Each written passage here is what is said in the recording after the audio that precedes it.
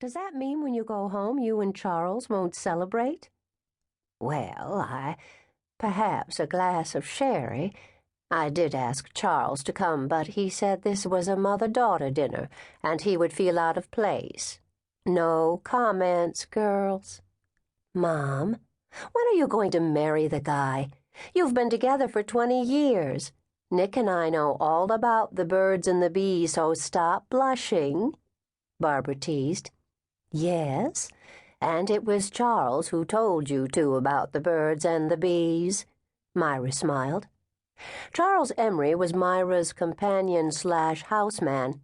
When his cover was blown as an MI6 agent, his government had relocated him to the United States when he'd signed on as head of security for Myra's Fortune 500 candy business. His sole goal in life was to take care of Myra, a job he took seriously and did well. Both girls were grateful to his attention to Myra, lessening her loneliness when they went off on their own. Myra's eyes sparkled. Now, tell me everything. Your latest cases, who you're dating at the moment, how our softball team is doing. Don't leave anything out. Will I be planning a wedding any time soon? It was what Nicky loved about Myra the most, her genuine interest in their lives. She'd never invaded their privacy, always content to stand on the sidelines, offer motherly support and aid when needed, but she never interfered or gave advice unless asked. Nicky knew Myra enjoyed the times the three of them spent together, loved the twice-monthly dinners in town and the occasional lunches with her daughter, or perhaps a short stroll along the tidal basin. Yes, Myra had a life, a busy life, a life of her own beyond her girls.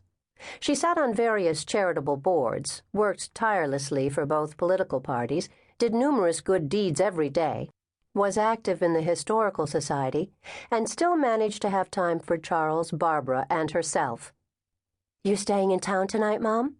A rosy hue marched across Myra's face. No, Barbara, I'm going home. No, I didn't drive myself. I took a car service, so don't fret about the trip to McLean. Charles is waiting for me. I told you, we'll have a glass of sherry together. No birthday cake? Nick said. The rosy hue crept down Myra's neck. We had the cake at lunchtime. Charles needed a blowtorch to light all the candles, all 60 of them. It was very festive. How does it feel to be 60, Mom? Barbara asked, reaching for her mother's hand across the table. You told me you were dreading the day. It's just a number, just a day.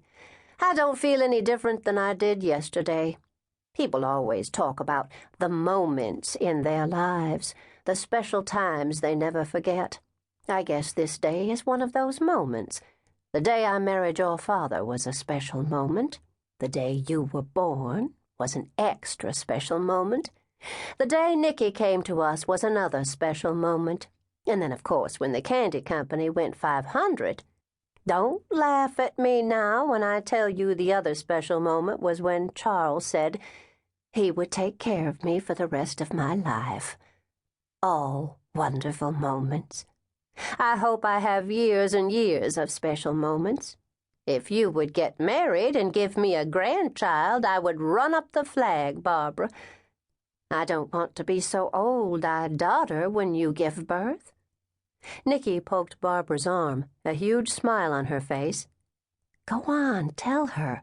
Make your mother happy on her 60th birthday. I'm pregnant, Mom. You can start planning the wedding, but you better make it quick or I'll be showing before you know it. Myra looked first at Nicky to see if they were teasing her or not. Nicky's head bobbed up and down. I'm going to be the maid of honor and the godmother. She's not teasing, Myra. Oh, honey, are you happy? Of course you are. All I have to do is look at you. Oh, there is so much to do. You want the reception at home in the garden, right? Absolutely, Mom. I want to be married in the living room. I want to slide down the banister in my wedding gown. I'm going to do that, Mom. Nick will be right behind me. If I can't do that, the wedding is off. Anything you want, honey. Anything.